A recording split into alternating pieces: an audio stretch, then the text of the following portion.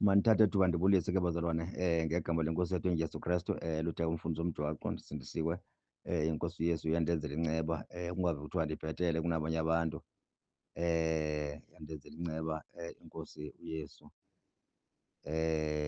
nakule mihla yokugqibela uThixo sathembakele empilweni. Bazalwane njengoba siphila kulo mhlaba uThixo uyathanda uba izinto sizenze ngale ndlela afuna uba sizenze ngayo. Yabona bazalwane kunabantu abazibhatalayo izishumi kodwa bazothi xa befika ezulwini fumanisa uba abazathiwa zange bake bazibhatale. Xa befika ezulwini kuthiwe zange bake bazibhatale ngenxa yoba bazibhatala ngendlela erongo okanye bazibhatala endaweni erongo. Uyabona ke bazalwane uThixo ke xa imisile into kuyafuneka ukuba sizame indlela uba siyenze siyilandele ngale ndlela emise ngayo. Umzekelo ngoku izishumi kufuneka before usibhatale kufuneka ujonge i-altar le ubhatala kuso okanye isishumi kufuneka usibhatale lapho kukhona khona isibingelelo. Lapho khona isibingelelo awusibhatali isishumi kwi-movement. Kwi-movement uyanikela ke kwi-movement uyanikela kwi-movement kangangoko awusibhatali isishumi kwi-movement. Okwesibini isishumi kufuneka uqiniseke uba le altar le ubhatala kuyo isishumi i-altar elungileyo. Akuyiyo i-altar esebenzisa amanzi, esebenzisa ioyile, esebenzisa ekhonza izinyanya. Awukwazi uba ube kuloo altar leyo ekhonza izinyanya. You can never be kwi-altar ekhonza izinyanya ube uthi uphinde uthi uyobhatala ishumi lapho. Ngoba ukuba lapho kuloo nkonzo khonza izinyanya yazi uba lapho akuyiyo i-altar kaJehova leyo. Awuzibhatali ke ishumi lapho ukuze xa ufika ezulwini kuthiwe zange wazibhatala ishumi ube ubuzibhatele. Awuzibhatali ke futhi kwindawo yomfundisi othweleyo umfundisi ohamba amayeza lapho ke awusibhatali ishumi lapho ngoba lo nalapho uyothi xa ufika ezulwini kuthiwa zange wakwasibhatala wena isishumi. Noba ke bozibhatala awuthiwa awusibhatali isishumi. Enye into ofuneka uyiqaphele futhi ngokwesishumi isishumi awudicayidi wena uba yabo namhlanje mandisibhatale kula altar namhlanje mandiyosibhatala phaa namhlanje mandiyobhatala ndinike nanku umhlolokazi thatha izishumi zam ndiyonika umhlolokazi othile thatha izishumi zam ndiyonika inkedama ethile thatha izishumi zam ndiyozinika i-orphanage ethile. Hayi akwazeki ukuyenza loo nto leyo. Leyo nto ngumnikelo akuzizo izishumi. Xa kuthethwa ngezishumi kufuneka wena usisa kwisibingelelo endaweni ekhona isibingelelo. Lapho ngoku njengoba kukhona isibingelelo lapho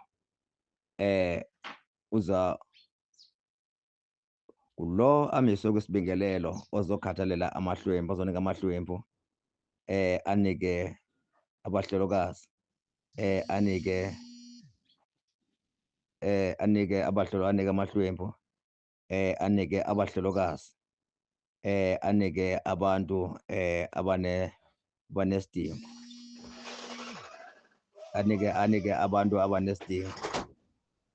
Ngulo mntu ngulona abekiweyo akwisibingelelo ozokwazi uba yena ahoye abo bantu abo. Ukuthi ke i-elders zebandla kona kona wena as umzalwane isishume sakho funeka usise kwi-altar, usise lapho khona isibingelelo. Ukuba isibingelelo asikho lapho afunanga uba usise isishume sakho lapho.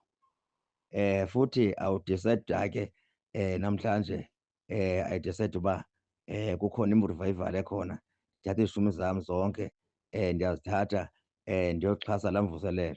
Ziyayeka uba zizishume zibe ngumnikelo, wena ufumanise uba isishume awusibhatalanga ngoba kunabantu abanikela ngawo 10% ukwenza umsebenzi kaThixo kodwa zibe zingesiso isishume ngoba isishume siyahamba siye lapho kukhona isibingelelo.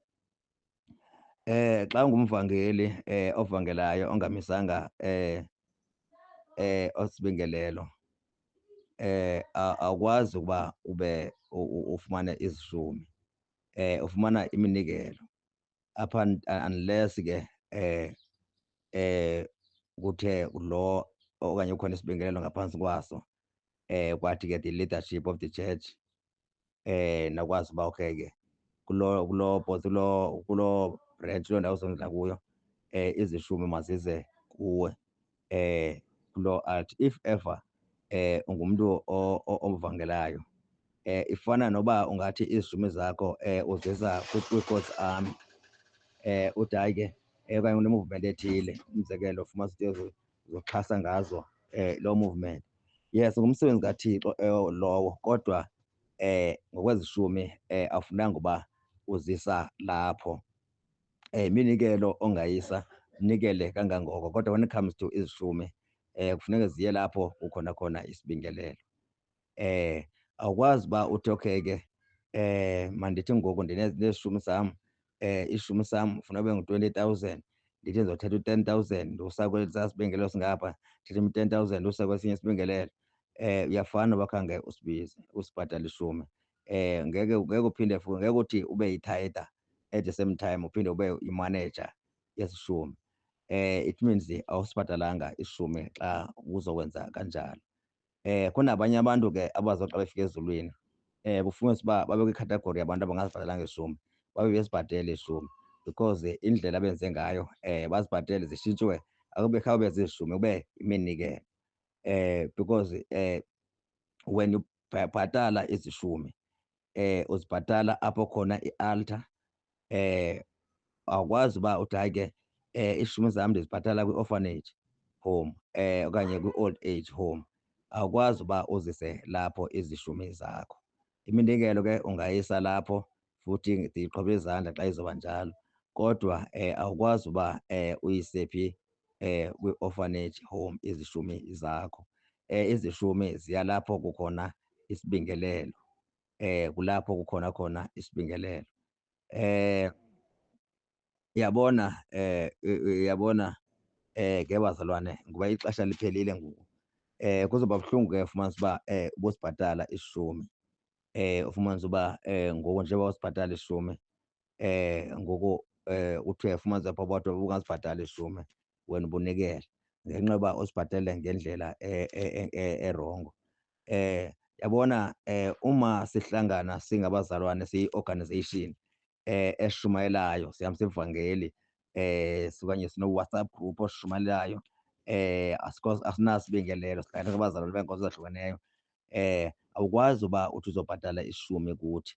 Uba siqhuba i-holiness movement angeke ukwazi ubhatala isishume kuthi uthi hayi ndiyabhatala isishume kule movement.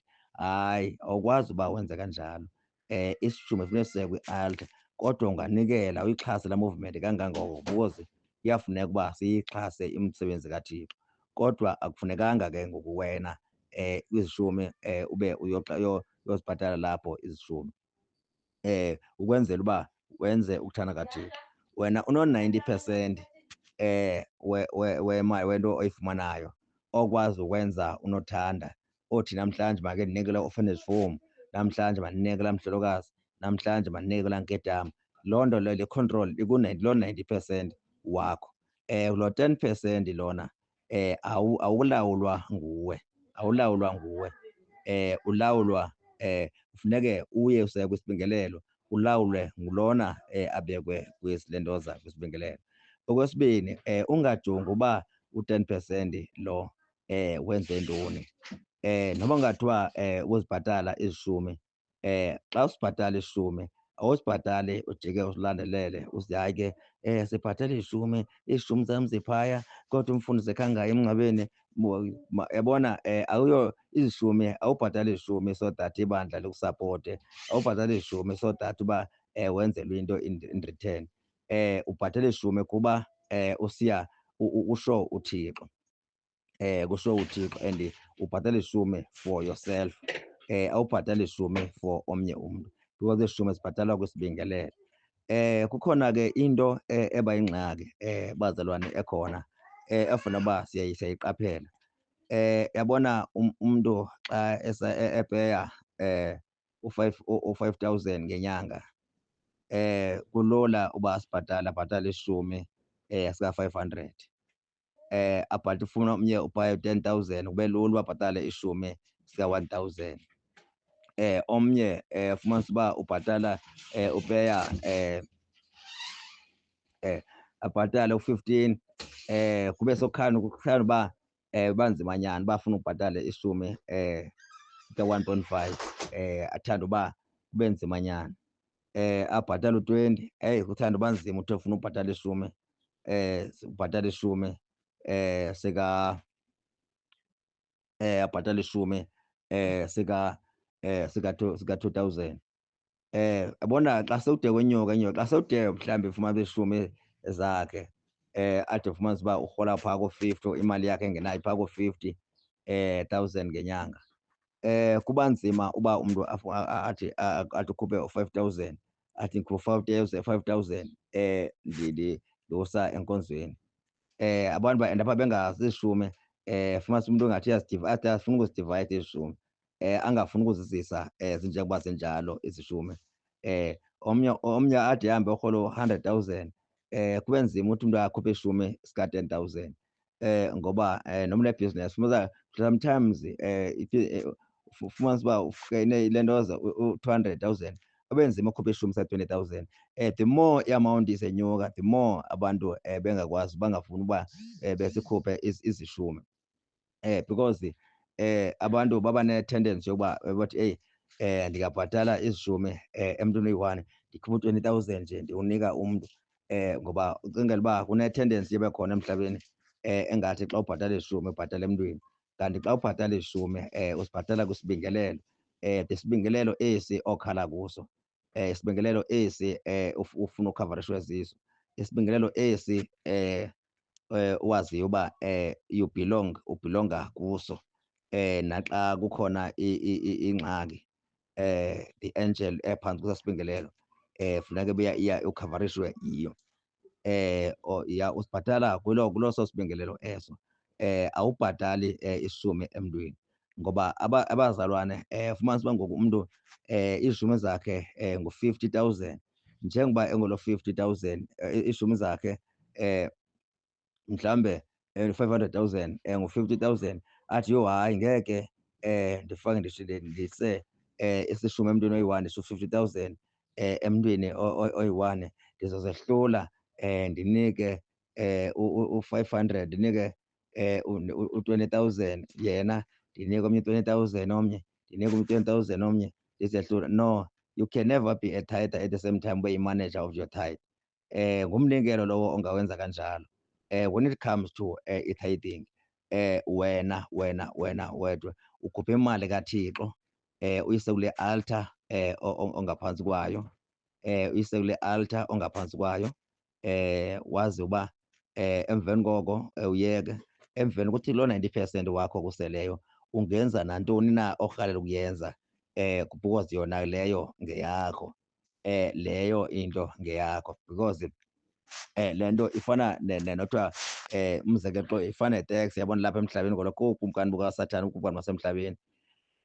Ifana neteksi, yabona xa utekswa uyatekswa, loo teksi le mali uyifumana itekswe yona, loo mali utekswe yona awube uyilanga uyijonga uba ithini, uyatekswa and then into zakho uzenza ngale mali yakho isele ngakuwe. Injalo ke nakwi-tithing, kwi-tithing yazi uba akuyoyakho laa mali, yimali kaThixo, imali kaThixo.